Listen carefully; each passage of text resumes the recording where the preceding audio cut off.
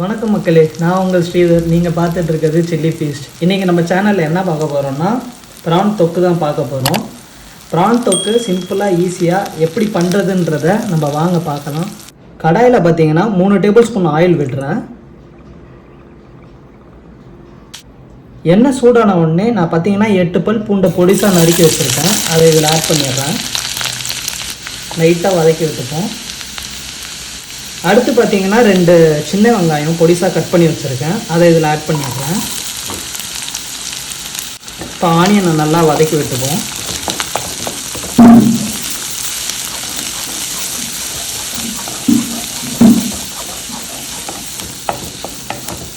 வெங்காயம் 50% வெந்துருச்சு. இந்த டைமில் பார்த்தீங்கன்னா தக்காளி ஆட் பண்ணுறேன். நான் பார்த்தீங்கன்னா ஒரு பெரிய தக்காளி பொடிசாக கட் பண்ணி வச்சுருக்கேன். அதை இதில் ஆட் பண்ணிடுறேன். தக்காளி போட்ட உடனே ஒரு 1/4 டேபிள் ஸ்பூன் சால்ட் ஆட் பண்ணிடுறேன்.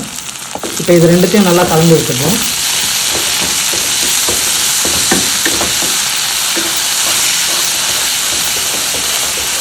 இப்போ நம்ம இதை மூடி போட்டு தக்காளி மசிகிற வரைக்கும் குக் பண்ணுவோம்.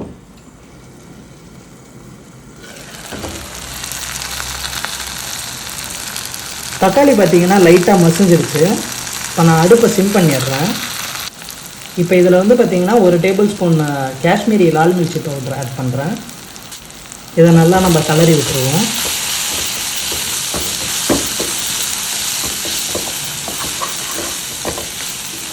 நம்ம இந்த எறா தொக்குக்கு பார்த்தீங்கன்னா வெறும் இந்த சில்லி பவுடரில் தான் நம்ம பண்ண போகிறோம். வேறு எதுவுமே இதில் ஆட் பண்ண போகிறதில்ல.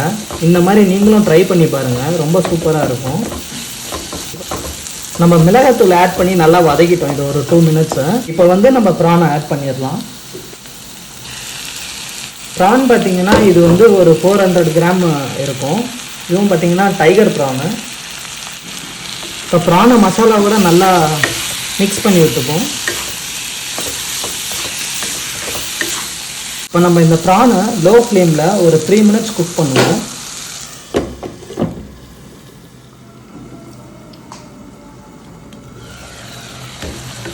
இப்போ நம்ம ப்ரான் பார்த்தீங்கன்னா ஒரு 3 மினிட்ஸாக நம்ம மூடி போட்டு லோ ஃப்ளேமில் குக் பண்ணுறோம். இப்போ இந்த ப்ரானில் இருந்தே தண்ணி விட்டுருக்கு.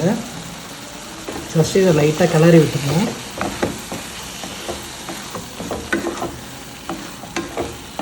இப்போயே பார்த்தீங்கன்னா ப்ரான் 50% வெந்துருச்சு.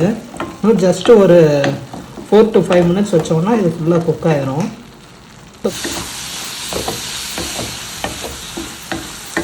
அவ்வளோதான் மக்களே, நம்ம ப்ரான் தொக்கு ரெடி ஆயிடுச்சு. இது பார்த்தீங்கன்னா மேக்ஸிமம் ஒரு 9 மினிட்ஸ்லேயே குக் ஆயிடுச்சு. இப்போ லாஸ்ட்டாக நம்ம இது மேலே மல்லித்தலையை ஆட் பண்ணி அடுப்பை ஆஃப் பண்ணிடலாம். ஆஃப் பண்ணிட்டு லைட்டாக இதை கிளறி விட்டுருவோம்.